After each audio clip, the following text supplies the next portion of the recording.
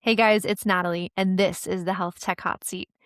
Super excited for today's interview, again for my series live at HIMSS 2026. Today we are interviewing Dr. Matthew Sakumoto. He is a primary care physician, health informaticist, and Chief Clinical Product Officer at Nabla. Our conversation spanned so many important topics in product development, product strategy, and AI in healthcare, so I hope you enjoy. Without further ado, here's my interview with my friend Dr. Matt Sakumoto.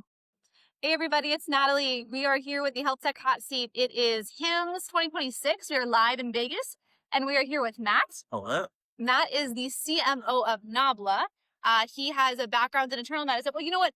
I'll let you tell. I'll do. So actually, Nabla is a freelancing company. We actually have a chief medical officer at Italy. I'm actually the chief clinical product officer. I'm really enjoy working in this company that has such a strong clinical DNA.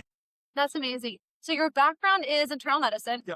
And you've been doing primary care. General medicine, primary care with a strong personal health telehealth bent. So were you ahead of the virtual health kind of excitement happening in 2020? I was doing it just before it was cool. I did a clinical informatics fellowship at UCSF, and I had a fellowship project that was working on teleurgent care in December 2019. So I was just ahead of it. You were like solving the problems before it was cool. Yeah, that's awesome. Wow, that's really, really incredible. And was that before or after you were CMIO at Center Health? That was before. So I did clinical informatics fellowship at UCSF, and then kind of was a regional CMIO in San Francisco and other areas for a couple of years after. Nice, very good. And, you know, I'm sure with that CMIO role, there was a lot of really getting into the weeds of solving clinical workflow. So, you know, when you think about that, is it an informatics issue? Is it a, you know, workflow not personnel issue, but you know what I mean? Informatics is, I actually call it people, process, and technology. So very much a process and people thing. Technology, whether it's the EHR or any other tools, are a 10% part of it. Most of it's the change management and really understanding the process. How do we do good change management? I kind of say a lot of it's basically therapy and like diagnosing the problem. So that's been the biggest piece. It's kind of understanding the people, understanding, why they come to work, the work they need to do. You know, you have a really interesting background of this, official or formalized informatics training, on the job experience as CMIO. When you hear a pitch, what is like the red herring that they did not talk to a clinician or good informatics background? Like, what's that red herring for you to hear? We can do everything. I think it's probably the biggest one. So it's like no one can. Like there are too many problems. So I think it's like having a good answer for like we tried this and it didn't work. This is why. Yeah, it helps me kind of be like, okay, like they've given this.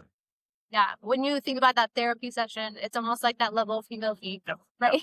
You step into the therapy role. Yeah, very cool. So I have, kind of a quote from something that you wrote kind of recently. You said, interoperability problem isn't technological, it's incentive misalignment. So when you look at vendors, we're like in the hub of it. Everything, it's like yes. crazy around us. Like what, when you think about incentive misalignment or malalignment, like what is speaking to you here and how do we get over it? Yeah. I think a lot of it is data is kind of like the biggest value driver, and those who hold it can resell it otherwise. I think that's what the toughest part is. Like that, again, as a primary care doc, I'm constantly trying to find information about a patient. And the free flow of information definitely isn't there. So I think we're getting better, a little better with firing APIs and things like that. But I think still that need to hold and guard the data, both from a vendor side and definitely from the health system side is there. It's gotten better. It's gotten a lot better over the times that I've had in this space, but we're not there's a free flow of information this year. And do you think that's on the technology side of, I'll use the term, it's not correct, but like API structuring, or do you think it's more of like a policy and, requesting, holding people accountable to that share? Yeah, it's again, people, process, technology. Technology exists. It's there. It's not even quite a policy thing. It's actually, I'd say, a misinterpretation of policy. People hold on to data largely behind the guise of HIPAA, and patient privacy, which I think gets overinterpreted as a way like, oh, we can't really use or share this for that reason. And again, I think patient privacy we definitely need to have as a high tenant, but I think a lot of times that's an excuse to not share. That is a hot take. But I like that. Are people standing, kind of holding HIPAA up as a shield. Yeah. When really in reality, that's keeping the patient from the information that's rightfully theirs, so their own information, right? So are we kind of hiding behind this wall of HIPAA to protect what's ours as companies and health systems? Yeah, interesting. That's a great. I like that. Okay, HealthTech HotSeat. Yeah. We're here with Matt, okay, from Nabla, and we're gonna ask 3 questions as rapid fire. Are you ready? All right, let's do it. Okay, what is one AI hype that you're calling bull on? No, you got me. But I think it's mostly because like there are so many things that inflates it can do. I like your answer though about like maybe not one particular use case that we want to call bull on, but that one product can do all the use cases. I think it's I think everyone's saying that they can, I guess agentic is the biggest buzzword we use there as well. But I think it's the agentic without guardrails. And a lot of people say like this is the promise of doing everything, which again, I've all seen what you say.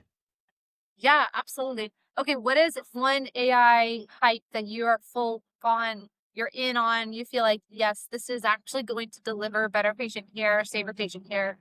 I think actually, this one is maybe a little bit controversial, but like I think really foaming in on the patient facing side of stuff. So I think you kind of worry about people talking with a chatbot, but I think if there are good guardrails, good even patient kind of training them how to do that, I think that can actually unlock a lot of things. Yeah, that's really interesting you bring that up. I was in a session earlier today.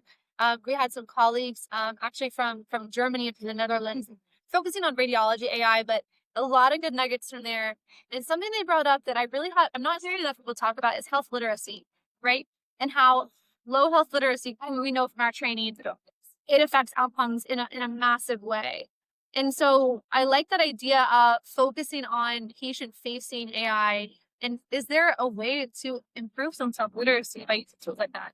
I think health literacy at baseline and then digital health literacy is the other one, right? It's how do you just improve knowledge of their own health conditions and health and wellness, but then what is a good prompt? What is a safe tool to start to use? So I'd actually put both of those together, but I think that can really level up and truly improve patient care that way. When you think about what you've done in this space, right? So, informatics training, on the job work in informatics, working as, fractional advisor for different health tech groups, now with Nabla.